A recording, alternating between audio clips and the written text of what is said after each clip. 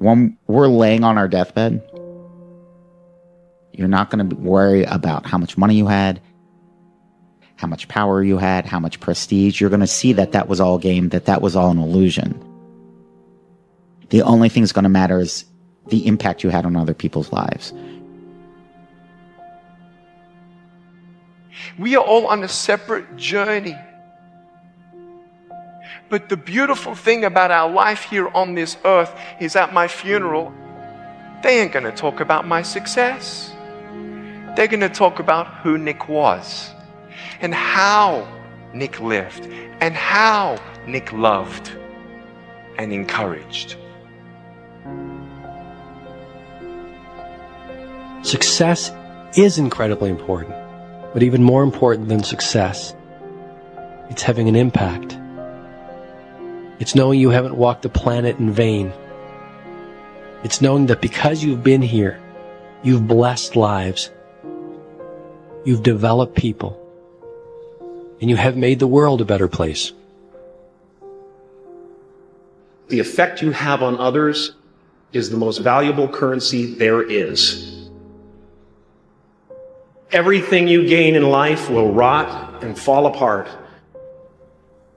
and all that will be left of you is what was in your heart.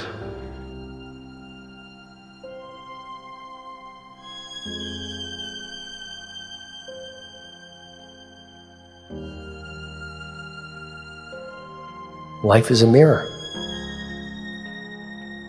and life gives us not what we want.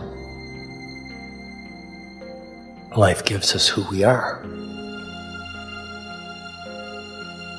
When you were born, you cried while the world rejoiced. Live your life in such a way that when you die, the world cries while you rejoice.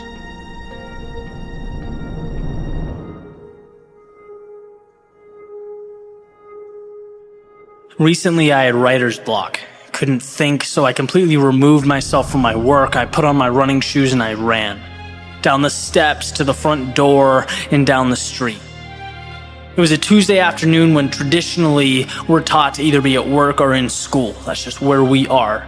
And I laugh because a year and a half after deciding to leave, to pursue my own thing, start my own business ventures, the simple idea of being outside on a weekday raises a tiny red flag in the back of my mind, as if to suggest I shouldn't be doing this. And that's what 26 years of maintaining a certain mentality will do. Changing the way you see things doesn't happen overnight. It takes time.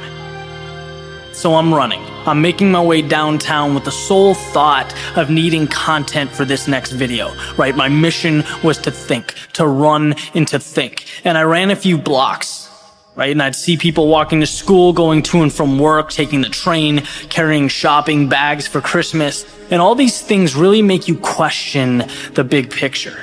Right? How can so many different priorities be right? Are the things we place most value on truly most important?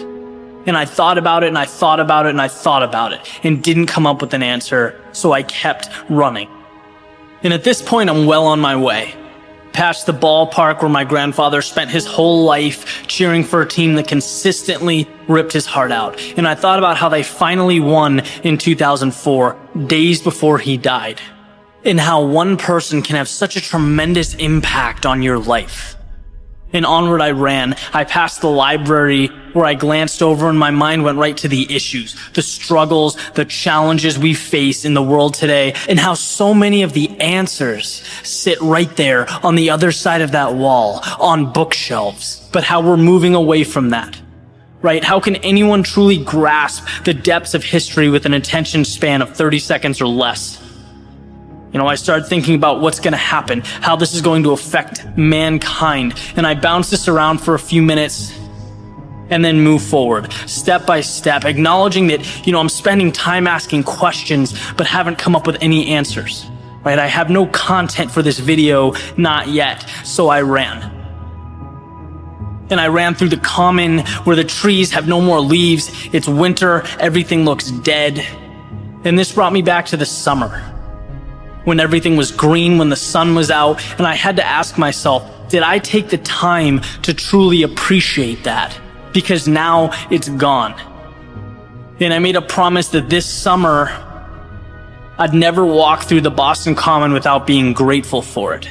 It's a little thing, but it's a reminder that nothing lasts forever. And I figured I'd come this far, I might as well go to the harbor, right? So I continued on to the very edge of the city, and I stopped. I turned around and stared directly at what I've been looking for this whole time. A skyline with hundreds of thousands of people and things and places. It was the culmination of all those little questions I'd been asking. And I realized that to know everything, to pretend to know everything, is all wrong. That's not what it's about. It's about progress. It's about learning a little bit at each stop along the way. Never allowing yourself to be stuck or closed-minded in a way that inhibits change or growth. Life is a marathon. It's not a sprint. You don't win your first mile. You win by trusting in your ability to figure things out as they come, to evolve, to adapt. And above all, to believe that even though something may not be happening right now, in the present, it can and it will be done. The finish line isn't there 2-3 miles in. You can't see it. And if you're moving solely off of what can be seen or guaranteed, you won't get there. But if you trust that each step you take is one piece of something far greater that you deserve, that was meant for you, the sky is the limit. But I listened to what Jim Valvano said 21 years ago.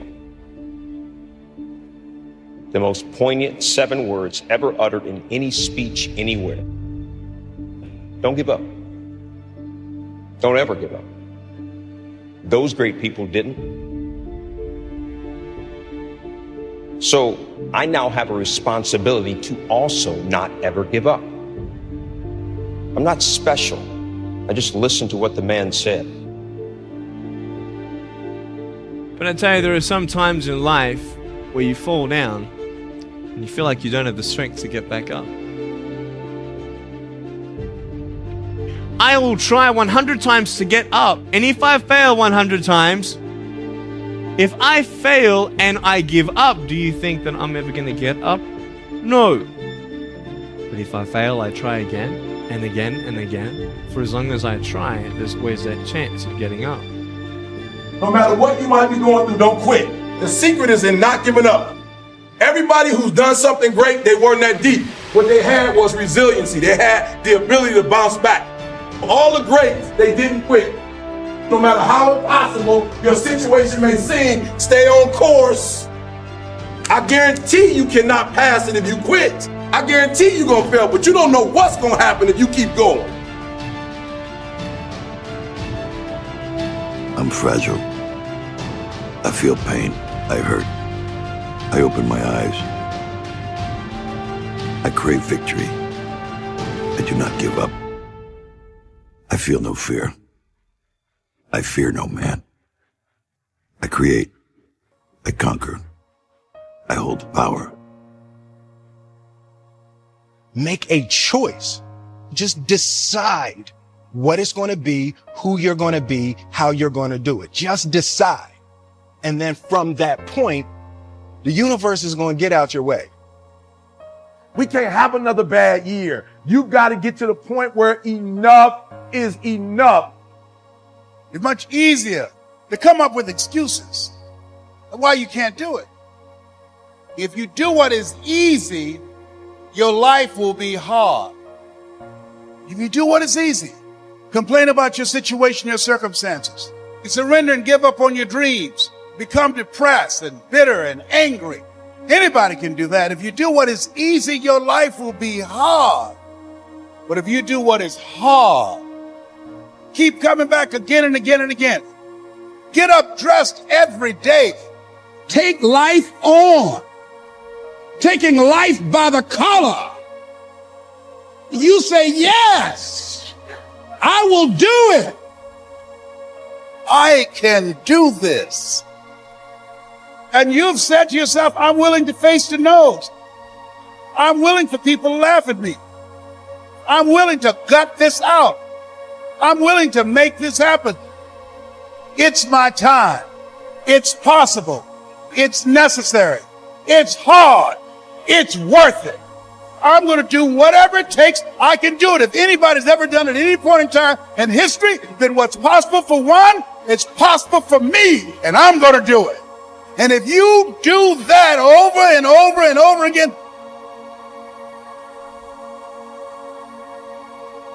your life will be easy.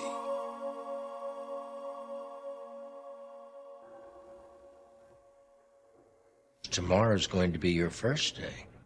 If you'd like to work here as a broker. Would you like that, Chris? Yes, sir.